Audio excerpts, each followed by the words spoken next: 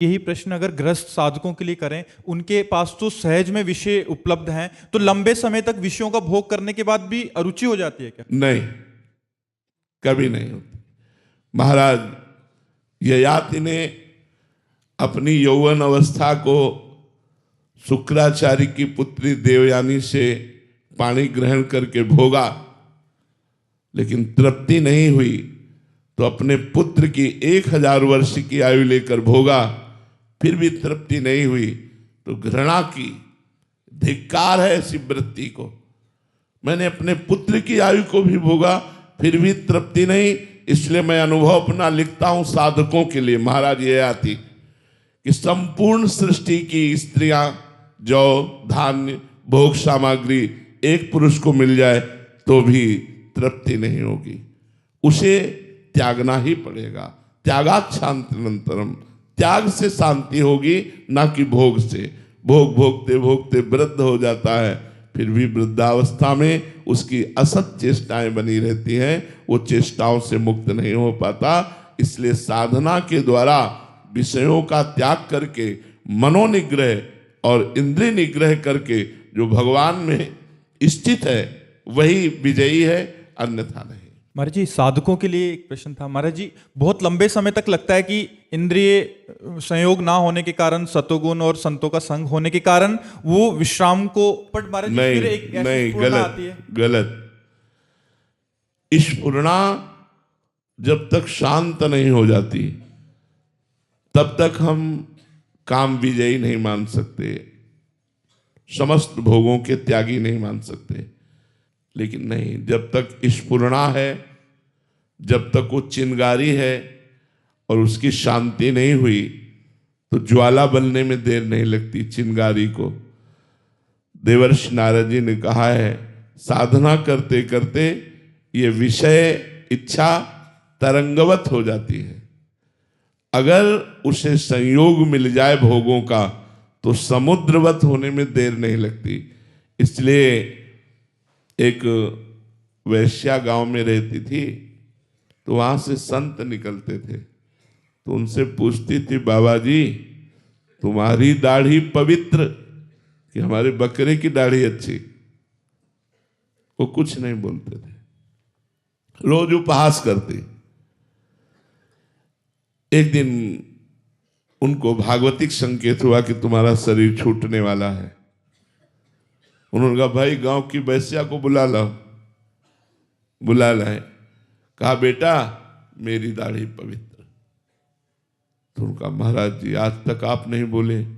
बोले, अब जा रहा हूं, अब जा रहा हूं तो बोल रहा हूं कि मेरी दाढ़ी पवित्र, लेकिन जब तक जाने का संकेत नहीं हुआ तब तक नहीं बोल सकता। अर्थात जब तक इस धराधाम में शरीर है तब तक सावधानी रखनी है, जीते जी सावधानी रखनी है। शिव विरंचिका मोहई को है बपुरान। महाराज जी, बहुत लंबी लड़ाई है। बहुत लंबी लड़ाई से कोई ये न समझ ले कि 10-20 माला जप कर हम काम विजयी हो जाएंगे, क्रोध विजयी हो जाएंगे। नहीं, ये भजन करने से कम होते हैं और भगवत साक्षात्कार करने से बिल्कुल ना के समान। लेकिन संयोग बन जाए तो गिरने के चांस रहते हैं। इसलिए आजीवन साधु को या साधक को अपने उपासना मार्ग में एक लक्ष्मण रेखा रखनी चाहिए कि इसको हम क्रॉस नहीं करेंगे। अगर वो क्रॉस कर गया तो गिर जाएगा।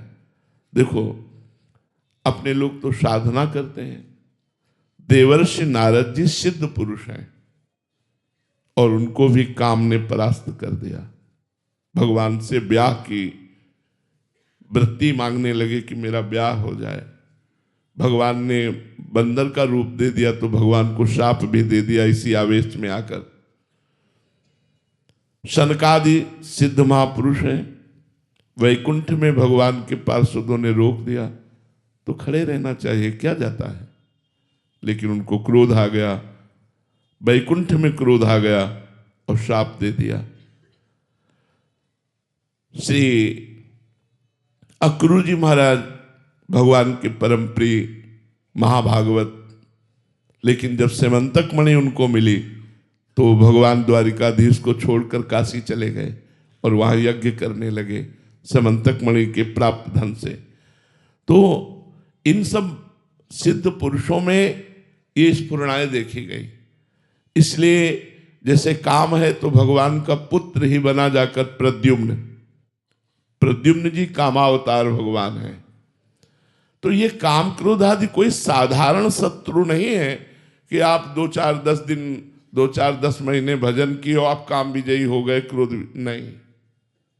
जब तक जीवन है तब तक लड़ाई लड़ते रहो, सावधान रहो। यही डर ही डरपि हरिवंश हित, जिनो भ्रमय गुण सलिल पर, जी नामन मंगल लोक तिहु, सुहरिपद भज न विलंब करे। मेरा माया क्या बिगाड़ लेगी, इसी गलती ने गलती करा दी।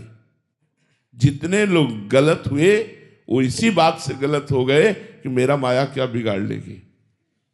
बस हरिवंश महाप्रभु कहते यही डर ही डरपि हरिवंश हित, जिनो भ्रमय गुण सलिल पर, जिह नामन मंगल लोक तिहु, सुहरिपद भज न विलंब कर।